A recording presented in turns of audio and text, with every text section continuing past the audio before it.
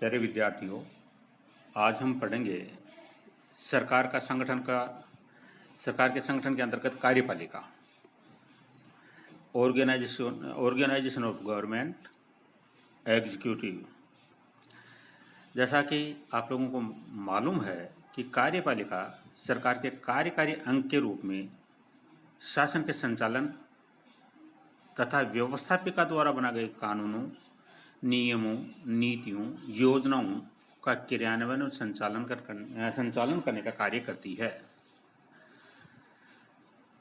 कार्यपालिका मुख्यतः सामान्यतः दो भागों में विभाजित होती है। राजनीतिक कार्यपालिका, जिसमें राष्ट्रपति या राजा, प्रधानमंत्री, मंत्रिपरिषद होते हैं। ये कानून व संविधान के अनुसार शासन से संबंधित विभिन्न विभागों का व्यवस्थापिका में राजनीतिक प्रतिनिधित्व है व उनके लिए नीति निर्माण का कार्य करती हैं। दूसरी ओर स्थायी कार्यपालिका, जिसमें राष्ट्रीय व राज्य प्रशासनिक व अधीनस्थ सेवाएं आती हैं, जो नीति निर्माण में विशेषज्ञ व तकनीकी सलाह देने के साथ साथ कानूनों, नीतियों, योजनाओं को जमीनी स्तर पर लागू करने का कार्य करती हैं। इस प्रकार कार्यपालिका सरकार का कार्यकारी चेहरा है। एनसाइक्लोपीडिया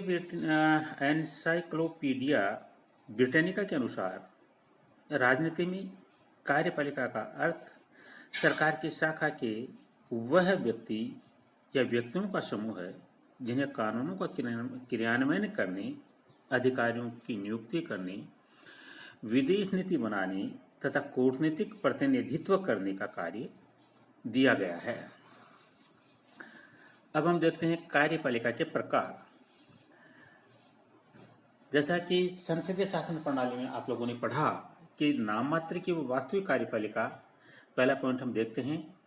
नाम मात्र की कार्यपालिका ऐसी कार्यपालिका है जो सिद्धांत में राष्ट्र की समस्त कार्यपालिका शक्तियों का प्रमुख मानी जाती है, उसमें निहित है, परंतु व्यवहार में वह इन शक्तियों का प्रयोग सब विवेक से नहीं करके सहयोगी अधिकारियों के परामर्श के अनुसार कर सकती है। ऐसी कार्यपालिका नाम मात्र की कार्यपालिका होती है। वहीं दूसरी ओर ऐसी कार्यपालिका जिनको सिद्धांततः कोई अधिकार नहीं दिए जाते तथा सिर्फ सैद्धांतिक कार्यपालिका के परामर्श हेतु नियुक्त किया जाता है, परंतु व्यवहार में यह उस कार्यपालिका की समस्त शक्तियों का प्रयोग करती है। इस प्रकार नाम मात्र की कार्यपालिका राष्ट्र की प्रमुख होती है, परंतु शासन की प्रमुख नहीं होती।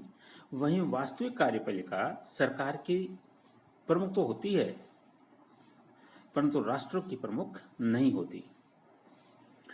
भारत व ब्रिटेन इसके उदाहरण है। ये भेद संसदीय शासन प्रणाली में पाया जाता है। भारत में संविधान द्वारा राष्ट्र की समस्त कार्यपालिका शक्तियां राष्ट्रपति में निहित की गई हैं। इस प्रकार वह राष्ट्राध्यक्ष होता है, परंतु देश की सरकार प्रधानमंत्री व मंत्रिपरिषद से मिलकर बनती है, अतः सरकार का प्रमुख प्रधानमंत्री होता है। हमारे संविधान में यह कहा गया है कि राष्ट्रपति मंत्रिपरिषद की सलाह से कार्य करेगा तथा प्रधानमंत्री राष्ट्रपति को मंत्रिमंडल के निर्णयों से अवगत कराएगा।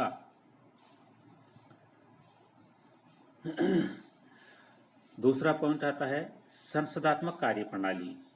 संसदात्मक शासन प्रणाली में एक निर्वाचित व्यवस्थापिका होती है तथा कार्यपालिका व्यवस्थापिका के सदस्यों में से ही बनती है और सामूहिक रूप से व्यवस्थापिका के प्रति उत्तरदायी होती है।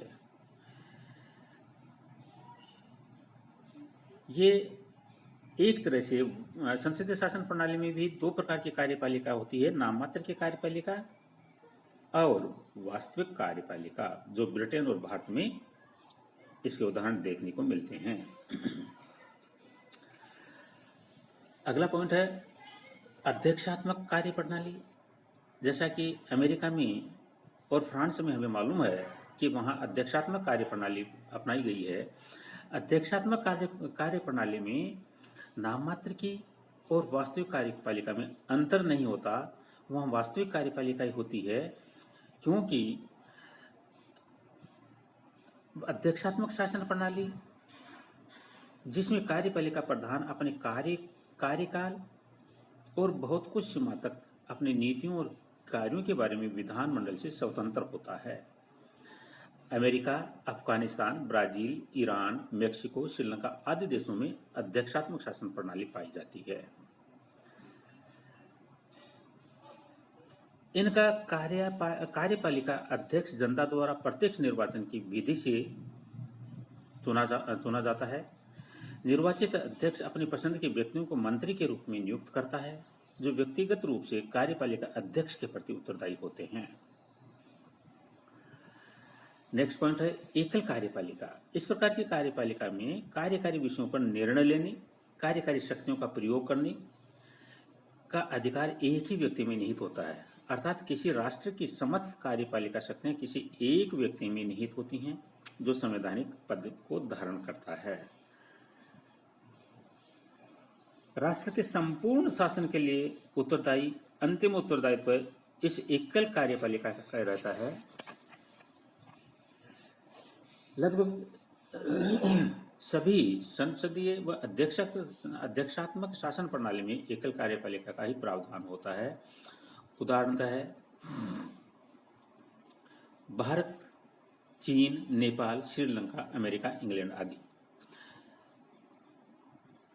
नेपोलियन बोनापार्ट ने एकल कार्यपालिका या एकात्मक सत्ता के समर्थन में कहा था, 2 अच्छे सेनापतियों की अपेक्षा एक बुरा सेनापति अच्छा होता है। नेक्स्ट पॉइंट है बहुल कार्यपालिका। जैसा कि नाम से ही विदित होता है कि इसमें बहुत सारे व्यक्तियों में कार्यपालिका की शक्तियां निहित होती हैं, एक समूह में निहित होती हैं। प्राचीन एथेंस, स्पार्टा, पूर्व सोवियत संघ में इस प्रकार की कार्यपालिका थी। वर्तमान में संपूर्ण विश्व में स्विट्जरलैंड एकमात्र ऐसा देश है जिसमें बहुल कार्यपालिका पाई जाती है। यहाँ 7 सदस्यीय फेडरल काउंसिल पाई जाती है, जिसकी नियुक्ति यूनाइटेड फेडरल असेंबली द्वारा 4 वर्ष के लिए की जाती है तथा प्रत्येक सदस्य बारी बारी से इस फेडरल काउंसिल का अध्यक्ष बनता है। नेक्स्ट पॉइंट है वंशानुगत कार्यपालिका। जैसा कि नाम से वंशानुगत के नाम से जानकारी मिलती है कि वंशानुगत या शाही कार्यपालिका कहलाती है। वंशानुगत चली आ रही है। सामान्यतः ये राजतंत्र व राजतंत्रात्मक शासन लोकतंत्र प्रणाली वाले देशों में पाई जाती है। इस प्रकार की कार्यपालिका कभी कभी नाम मात्र की जापान, इंग्लैंड तथा कभी कभी वास्तविक कार्यपालिका अरब देशों में होती है। इस प्रकार की प्रणाली तानाशाही वाले देशों उत्तरी कोरिया में देखी जा सकती है। इस प्रकार की कार्यप्रणाली के उदाहरण कतर, संयुक्त अरब अमीरात, Andorra, Brunei, Oman, Switzerland, Swaziland, Australia, England, Japan, Bhutan आदि है। नेक्स्ट पॉइंट है निर्वाचित कार्यपालिका। संसदीय व अध्यक्षात्मक शासन प्रणाली वाले देशों में निर्वाचित कार्यपालिका पाई जाती है। इस प्रकार की कार्यपालिका का जनता द्वारा प्रत्यक्ष अप्रत्यक्ष निर्वाचन प्रणाली द्वारा निर्वाचन किया जाता है। अप्रत्यक्ष निर्वाचन प्रणाली में व्यवस्थापिका के सदस्यों द्वारा निर्वाचन जैसा भारत में होता है, या कोलिजियम द्वारा निर्वाचन जैसा अमेरिका में होता है। उदाहरणतः Afghanistan, Bangladesh, Brazil, Finland, Germany, Iran, Myanmar, Nepal, Pakistan, रूस, श्रीलंका आदि हैं। और अंत में लास्ट प्रकार आएगा तानाशाही। जब किसी व्यक्ति द्वारा अलोकतांत्रिक या असंवैधानिक तरीके से देश की सत्ता को ग्रहण कर लिया गया हो तथा समस्त शक्तियों में स्वयं में निहित कर लिया हो, तो वह तानाशाही कार्यपालिका कहलाती है। वास्तव में इस प्रकार के शासन की कोई विधिक मान्यता नहीं होती, परंतु इसके द्वारा शासन का संचालन होने के कारण इसको कार्यपालिका का एक प्रकार माना जा सकता है। वर्तमान विश्व में इसके कई उदाहरण हैं, जैसे जिम्बाब्वे में रॉबर्ट मुगाबे, ओमार अल बशीर सूडान, किम जोन सेकंड उत्तरी कोरिया, किम अब्दुल्ला सऊदी अरब, king Abdullah, Syed Ali Khomeini Iran आदि। उपरोक्त वर्णन से कार्यपालिका के प्रकारों की विविधता स्पष्ट होती है तथा यह स्पष्ट होता है कि अधिकांश देशों में संसदीय, अध्यक्षात्मक व वंशानुगत कार्यपालिका पाई जाती है। धन्यवाद। इसके साथ